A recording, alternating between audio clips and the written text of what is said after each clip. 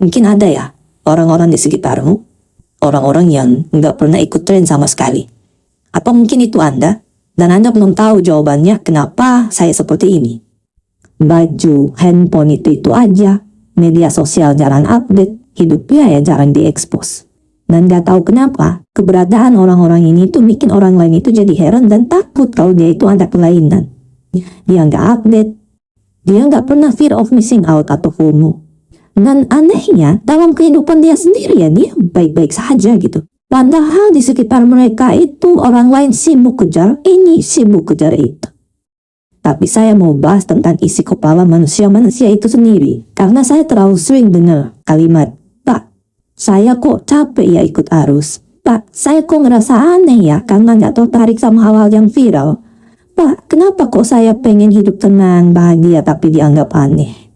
Dan hampir selalu orang-orang kayak gini itu bukan orang-orang yang malas dan bukan juga orang yang gagal juga. Justru kebanyakan dari mereka itu adalah orang-orang yang sudah pernah terlalu jauh untuk ikut arus. Jadi saya mulai dari satu fakta. Manusia ikut tren bukan karena tren itu penting, tapi karena tidak mau ditinggalkan.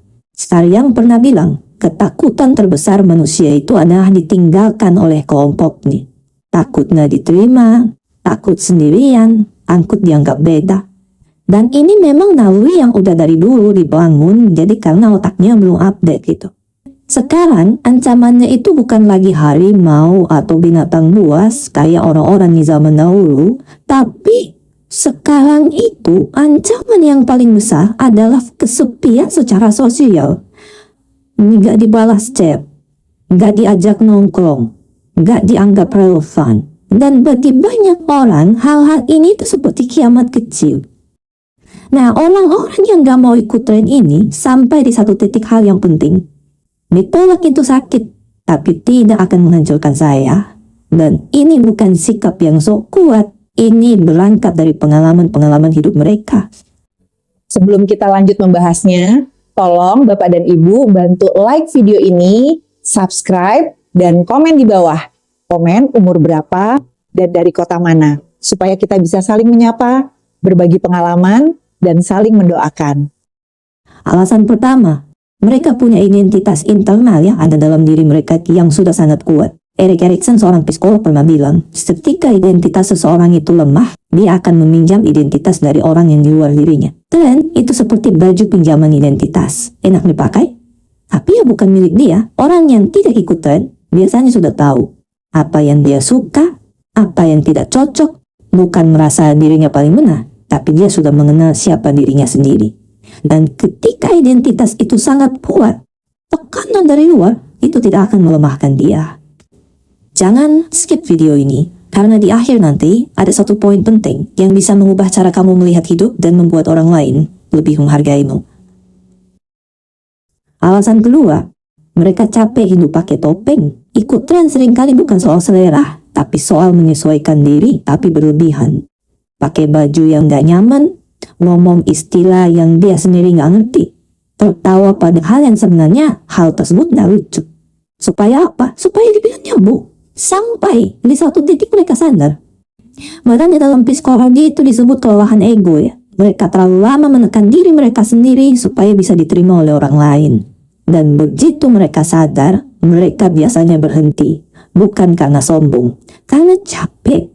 Ada orang yang dulunya rajin nongkrong, ikut semua obrolan, balas semua chat, ikut semua gaya. Tapi setelah pulang ke rumah, setelah habis balas chat, dia bukannya seneng, malah dia jadi tambah bete. Dan suatu saat dia berhenti untuk nongkrong gitu. Nah, orang-orang bilang apa? Dia berubah ya sekarang. Padahal yang berubah itu cuma satu. Dia berhenti berpura-pura dan berhenti untuk memakai topeng. Alasan ketiga, mereka menghargai energi mental mereka. Ikut tren itu bukan cuma soal uang, tapi soal fokus dan perhatian.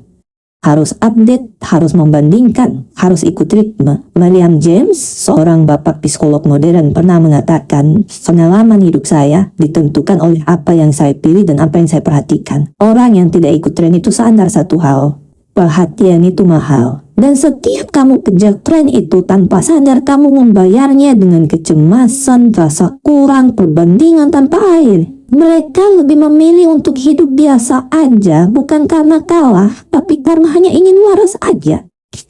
Alasan keempat, mereka peka terhadap manipulasi sosial. Ini bagian yang sering banget bikin orang jadi defensif. Orang-orang ini sadar, tren itu bisa dibuat, viral itu bisa diatur, opini mayoritas itu bisa salah. Gustave Le Bon, seorang psikolog, pernah bilang, kerumunan itu tidak berpikir, tapi mereka hanya bereaksi. Orang yang tidak ikut tren bukan orang yang antisosial loh ya.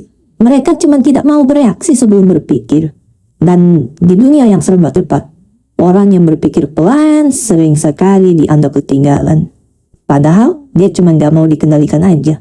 Seperti contoh, ketika semua orang beli suatu barang yang viral, orang-orang ini justru berpikir, saya ini butuh atau saya cuma takut ketinggalan. Dan pertanyaan itu sering sekali dianggap aneh. Yang kelima, mereka tidak terlalu dalam terjebak terhadap tren. Orang-orang yang sekarang tenang, dulunya itu berisiklah kemana-mana. Pernah hidup demi validasi, pernah mengukur diri dalam like, pernah merasa kosong walaupun sukses. Makanya Viktor Frank bilang, ketika seseorang tidak menemukan makna hidupnya, dia akan mengalihkan dirinya dengan kesenangan-kesenangan. Dan begitu orang itu sadar bahwa distraksi itu tidak akan menyembuhkan kekosongannya, dia akan berhenti untuk mencari. Alasan keenam, mereka nyaman dengan kesepian yang membuat mereka sehat. Tidak semua kesepian itu luka. Ada orang yang justru pulih dengan sendirinya karena berpikir jernih sehingga dia mengenal dirinya kembali. Swallow Mae pernah bilang, kesepian adalah rasa sakit karena kesendirian, sementara kesendirian adalah kemuliaan. Orang yang tidak ikut tren, seringkali hidupnya itu berada dalam sebuah kesendirian yang sehat, bukan kesepian loh ya. Dan ini susah sekali dipahami oleh orang-orang yang butuh orang-orang ramai lah, butuh orang lain gitu. Contohnya, ada orang yang weekendnya biasa aja, nggak update story, nggak nongkrong, dan segala macamnya. Tapi dia baca, dia refleksi, dia bangun hidupnya pelan-pelan. Dari luar, dia kelihatan membosankan memang. Padahal bagi dia, itulah yang akan menenangkan dia. Alasan ketujuh, mereka tidak meletakkan harga diri mereka di tangan orang lain. Carl Rogers pernah bilang, paradoks yang paling menarik adalah ketika saya menerima diri saya apa adanya, dan saat itulah diri saya bisa berubah. Orang yang tidak ikut tren nih, tidak menunggu persetujuan publik untuk merasa cukup. Dipuji oke, dikritik ya sudahlah. Tidak dikenal dia nggak masalah bagi mereka. Dan bagi banyak orang ini sangat menggan. Karena aneh. Karena melihat orang yang bebas dari validasi itu seperti mencermin pada ketergantungan dirinya sendiri. Sekarang kita luruskan satu hal. Tidak ikut tren bukan berarti dia lebih hebat ya dari orang lainnya. Dan orang-orang yang ikut tren bukan berarti orang-orang ini bodoh. Mungkin bisa saja itu pekerjaan dia. Yang berbahaya bukan trennya. Yang berbahaya itu adalah hidup yang tanpa sadar, tanpa otak, ikut tren tanpa sadar, itu kita akan dikendalikan. Tidak ikut tren dengan sadar, itu adalah pilihan. Kalau kamu sering dibilang aneh, karena hidupmu tidak seramai orang lain, saya mau bilang satu hal yang anggap aja sebagai seorang teman. Kamu tidak rusak, dan kamu gak salah. Kamu gak aneh. Kamu cuma hidup dengan ritmemu sendiri. Semoga bermanfaat. Terima kasih.